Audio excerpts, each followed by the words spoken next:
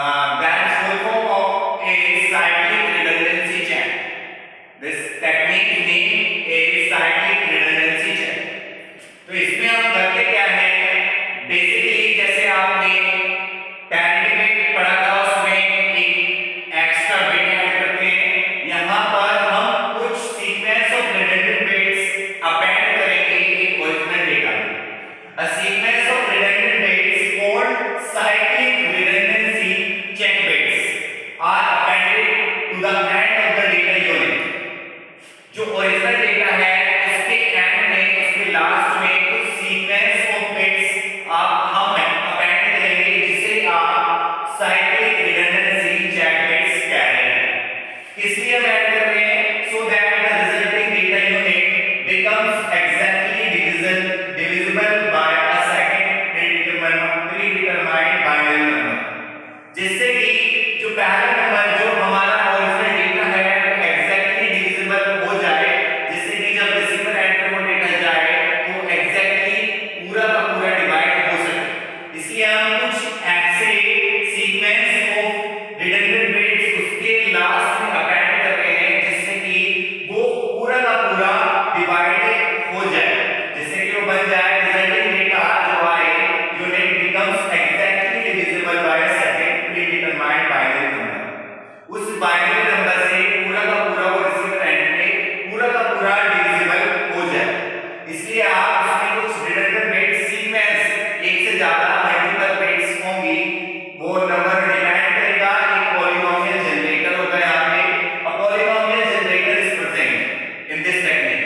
Polynomial generator का काम क्या है कि आप कितनी बिट्स यहाँ पे अपेंड करेंगे ये आप कैलकुलेट करेंगे उस पॉलीनोमियल जनरेटर की हेल्प से कि कितनी बिट्स आपको डेटा के एंड में अपेंड करनी है और कौन सी वो बिट्स होंगी ये आप कैलकुलेट करेंगे पॉलीनोमियल जनरेटर की हेल्प से.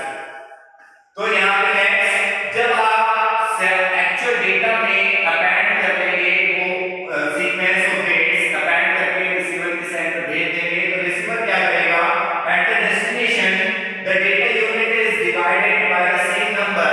उसी नंबर से जिस नंबर से आपने सेंटर साइड पे डिवाइड किया उस डेटा को, तो उसी नंबर सेम नंबर से रिसीवर एंड पे भी डिवाइड किया जाएगा. और if there is no remainder, यदि कोई भी रिमाइंडर नहीं बचता है, यदि कोई भी रिमाइंडर नहीं आता है, मींस अगर रिमाइंडर विल बी 0, तो उस केस में then the data unit is assumed to be correct and accepted.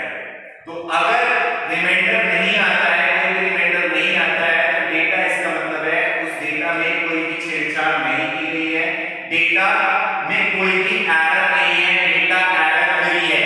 तो इसलिए उसे करेक्ट माना जाएगा, वो एक्सेप्ट कर लेगा जो रिसीवर होगा. लेकिन अगर दूसरे एंड पे उसमें कुछ रिमाइंडर आ जाता है, इसका मतलब a remainder indicates that the data unit has been changed. Remainder का मतलब है कि जो भी डेटा आया है उसके किसी एक बिट में या मल्टीपल बिट्स में कुछ चेंजेस हो गए हैं during the transmission, means in transit and therefore must be rejected. तो एक अगर वहां पे रिमाइंडर मिलता है तो इसका मतलब उस डेटा में कुछ एरर है, ट्रांजिट के दौरान कुछ बिट्स उसमें चेंज हो गई है और इसलिए उस रिसीवर उसे रिजेक्ट कर देगा. तो हमने चेकसम पढ़ा था, चेकसम में हम यूज कर रहे थे बाइनरी एडिशन का, बाइनरी एडिशन करा था by using one's complement. One's complement को यूज करते हुए हमने एडिशन कर रहे थे इसमें चेकसम में. लेकिन सीआरसी में हम बाइनरी डिवीजन यूज करेंगे, बाइनरी डिवीजन मेथड लगाएंगे, बाइनरी डिवीजन लगाएंगे. तो यहाँ पे ये पूरा प्रोसेस मैंने समझाया सीआरसी का, जिसका नाम है साइक्लिक रिडंडेंसी चेक. ये यूज करता है binary division, is based on binary division. Binary division पे बेस्ड है, जैसे चेकसम में बाइनरी एडिशन करा था ऐसे यहाँ पे आप बाइनरी डिवीजन करेंगे. अब पॉलीनोमियल जनरेटर इज प्रेजेंट. एक पॉलीनोमियल जनरेटर प्रेजेंट होगा जो आपको ये बताएगा कि आपको कितनी बिट एंड अपेंड करनी है एक्चुअल डेटा के एंड में. और a sequence of redundant bits called cyclic redundancy check bits are appended to the end of the data unit.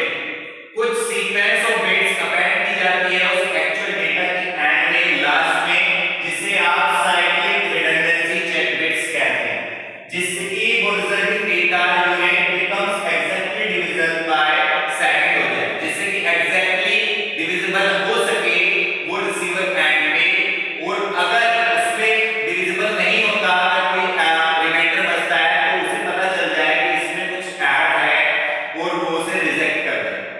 तो अगर at the destination the data unit is divided by the same number, destination पे भी उसी same number से दोबारा से divide किया जाएगा उस एक्चुअल डेटा, प्लस जो सीआरसी जनरेट हुआ है, जो डेटा अपेंड हुआ है, जो डेटा रिसीवर के पास हुआ है, मिला है, उसे डिवाइड करेंगे उसी सेम नंबर से।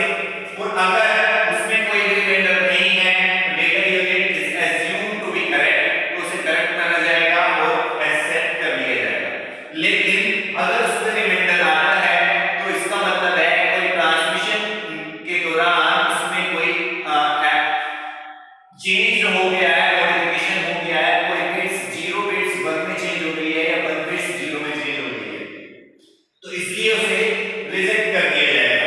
And it is able to detect double digits error also, क्योंकि जो चेकसम है वो केवल सिंगल बिट एरर को पकड़ सकता है। डबल बिट के लिए वो लिमिटेशंस हैं उसकी, वो सिंगल बिट एरर को केवल सॉल्व कर सकता है, डिटेक्ट कर सकता है, लेकिन ये it is able to detect multiple या double digits error also.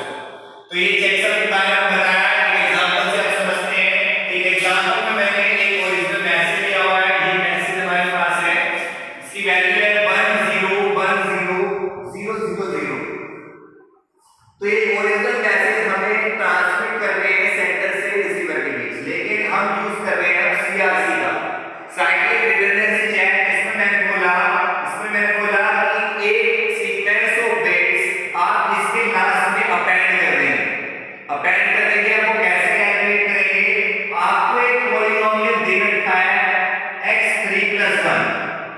Numerical आपसे पूछा जा सकता है कि ये दे दिया, एक पॉलिनोमियल दे दिया, या अलग से बाइनरी नंबर दे दिया, 3 डिजिट का, 4 डिजिट का, 5 डिजिट का एक बाइनरी नंबर दे दिया, और आपसे बोला कि ये डेटा रिसीवर एंड पे एक्सेप्ट होगा या नहीं होगा। तो हम ये चेक कर रहे हैं कि एक्सेप्ट होगा या नहीं होगा। वो पॉलिनोमियल दे तो ऐसे करना है, अगर डायरेक्ट बाइनरी नंबर दे दे, अगर डायरेक्ट सीआरसी जनरेटर दे दे तो बहुत अच्छी बात है। तो यहाँ पे पॉलिनोमियल दिया हुआ है, पॉलिनोमियल से हमने इसका सीआरसी जनरेटर कैलकुलेट करा। पॉलिनोमियल आप सब जानते हैं क्या होता है, कॉम्बिनेशन ऑफ डिफरेंट फैक्टर्स। यहाँ पे 1 * x3, तो यहाँ पे जो भी 1 0 0 हमने ये वाले नंबर्स याद करेंगे, 1001। तो एक सीआरसी जनरेटर में मिल गया 1001 इस पॉलिनोमियल की हेल्प से। क्यूब वाले जगह पे 1 * 2, क्योंकि x स्क्वायर वाली कोई भी वैल्यू इसमें नहीं है, स्क्वायर वाला फैक्टर कोई भी नहीं है, इसलिए 0, और ना ही x वाली कोई वैल्यू है इसलिए उसकी वैल्यू भी 0, और क्योंकि 1 है इसलिए x की वैल्यू 0 वाली भी 1। तो एक सीआरसी जनरेटर हो गया। अब एक नोट ध्यान देने वाली बात है, एक CRC generator is on off and bit का है सीआरसी जनरेटर। सीआरसी जनरेटर कितने बिट का है? यहाँ पे 1 2 3 4 बिट का सीआरसी जनरेटर का कैलकुलेट हुआ, जो कि मैंने बताया। अब ये पॉलिनोमियल ने काम क्या करा कि कितने नंबर ऑफ बिट्स हम इसमें अपेंड करेंगे इस एक्चुअल डेटा के लास्ट में। तो यहाँ पे 4 बिट का है, इसका मतलब CRC generator is on n bit that append n - 1 zeros in the end of original message। तो हम अब क्या काम करेंगे, अगर ये 4 बिट का है तो हम 3 जीरो एक्स्ट्रा लगा देंगे अपने एक्चुअल डेटा में। ये 3 जीरो एक्चुअल डेटा था 1 0 1 0 0 0 0 4 जीरो थी। अब हमने यहाँ पे 4 जीरो के साथ 3 जीरो एक्स्ट्रा लगा दी, क्योंकि हमें बोला गया ये सीआरसी जनरेटर ने 4 बिट का आया और हमें अपेंड करने हैं कुछ number of bits, sequence of bits अपने डेटा के एंड में। कितनी नंबर ऑफ बिट्स ऐड करनी है? n - 1 zeros। अगर n बिट का है हमारा सीआरसी जनरेटर तो n - 1 zeros इस एक्चुअल डेटा के लास्ट में अपेंड कर देंगे। अब हमें क्या करना है, जैसे हमने वहां पे बाइनरी एडिशन करा था यूजिंग 1's कॉम्प्लीमेंट, यहाँ पे हमें बाइनरी डिवीजन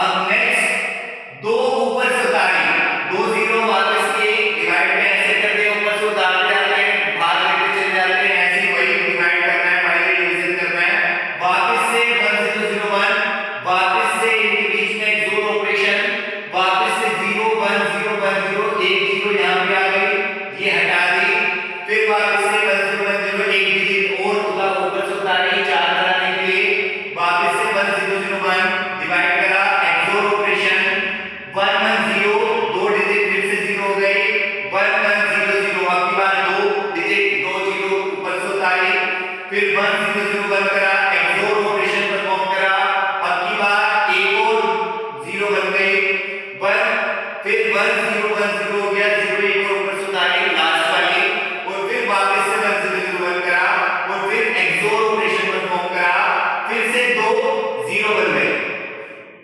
जितनी बिट हमने ऐड करी थी, जितनी बिट हमने ऐड करी थी, हमने कितनी जीरो ऐड करी थी, हमने 3 जीरोस ऐड करी थी इस डेटा में, 3 जीरोस ऐड करी थी, उतना डेटा जो रिमाइंडर है, जो रिमाइंडर बचा है, ये रिमाइंडर बचा है उसकी 3 डिजिट नहीं, जितने बिट्स आप अपेंड कर रहे हो उस एक्चुअल डेटा के एंड में, उतनी बिट्स को एक्चुअल डेटा के साथ बाइनरी एडिशन कर देना है। जितनी बिट्स आपने अपेंड कर दी, अगर 3 करी थी तो 3, अगर 4 करी थी 4, नंबर ऑफ बिट्स जितनी अपेंड करी थी, आपने 3 बिट्स अपेंड करी थी, 3 जीरोस अपेंड करी थी उस एक्चुअल डेटा में, इसलिए 0 1 1 को यहां से एडिशन कर दिया, तो अब जो मैसेज ट्रांसमिट होगा वो इन 3 बिट को अपेंड करने के बाद हो रहा है, तो टोटल हो गया 10100000, यहां तक हमारा एक्चुअल डेटा था, और ये 3 जो डिजिट्स हैं ये अपेंड हमने कर दी, जिन्हें बोला जाता है साइक्लिक रिडंडेंसी चेक बिट्स या CRC check bits, CRC bits इन्हें बोला जाता है। अब जो डेटा रिसीवर के पास जाएगा वो ये actual data plus CRC bits, तो ये डेटा रिसीवर के एंड पे जाएगा, हम इसे चेक कर रहे हैं, वापस क्या करना है, वापस से ऑपरेशन लगाना है अपना डेस्टिनेशन कि that data unit is divided by the same number. अब इस पूरे डेटा को उसी सेम नंबर से दोबारा से डिवाइड करना है, वही प्रोसेस दोबारा चलाना है, और अगर सारी जीरो आ जाती है मींस रिमाइंडर कुछ भी नहीं बचता है, तो इसका मतलब रिमाइंडर अगर जीरो है तो डेटा एक्सेप्ट हो जाएगा कि उसमें ट्रांसमिट में एज्यूम टू बी करेक्ट, ये डेटा सही माना जाएगा और इसे एक्सेप्ट कर लिया जाएगा रिसीवर के द्वारा अगर रिमाइंडर जीरो है। लेकिन अगर यहां पे रिमाइंडर में एक भी या कुछ भी आ जाता है, एक डिजिट मान आ जाती है, तो इसका मतलब ट्रैवल के दौरान, ट्रांसमिट के दौरान वहां पे कोई चेंजेस अगर हो गया है किसी भी बिट्स में डेटा में, तो एरर डिटेक्ट हो जाएगा कि इस डेटा में एरर है, और वो उसे डिस्कार्डेड कर देगा, उसे एक्सेप्ट नहीं करेगा। तो यहाँ पे हम करके देख रहे हैं, वापस से वही काम हमने वापस से करा, केवल लास्ट की 2 डिजिट चेंज हो गई यहाँ पे, अब तक तो सेम ही चल रहा था, 2 डिजिट पहले हट गई, फिर 1 डिजिट हट गई, एक्सोर एक्सोर एक्सोर, फिर से 2 डिजिट हट गई यहाँ से, फिर यहाँ 1 हट गई, अब यहाँ पे 1001 और चारों रिमाइंडर 0 आ गया लास्ट, तो रिमाइंडर 0 इंडिकेट कर रहा है कि remainder is 0 means data is accepted. अगर यहाँ पे कोई भी चेंजेस अगर हुआ होता, ये 0 की 1 हो जाती है, 1 की 0 कोई बिट हो जाती, तो यहाँ पे कुछ ना कुछ रिमाइंडर आपको देखने को मिलता, जिससे कि आपको पता लग जाता कि यहाँ पे इस डेटा में एरर है, और आप या रिसीवर इसे डिस्कार्ड कर देता है, इसे रिजेक्ट कर देता है, एक्सेप्ट करने से मना कर देता कि नहीं भाई ये डेटा जो है ये गलत है, इसे दोबारा से मुझे सेंड करो, फिर इस सेंडर उसे ठीक करके दोबारा से रीसेंड करता। तो ये सारा सिनेरियो मैंने बताया, सीआरसी का थर्ड टेक्निक जो है एरर डिटेक्शन टेक्निक, 4 टेक्निक मैंने बताई थी, उनमें से 3 मैं एक्सप्लेन कर चुका हूं, 2 प्रीवियस लेक्चर मैंने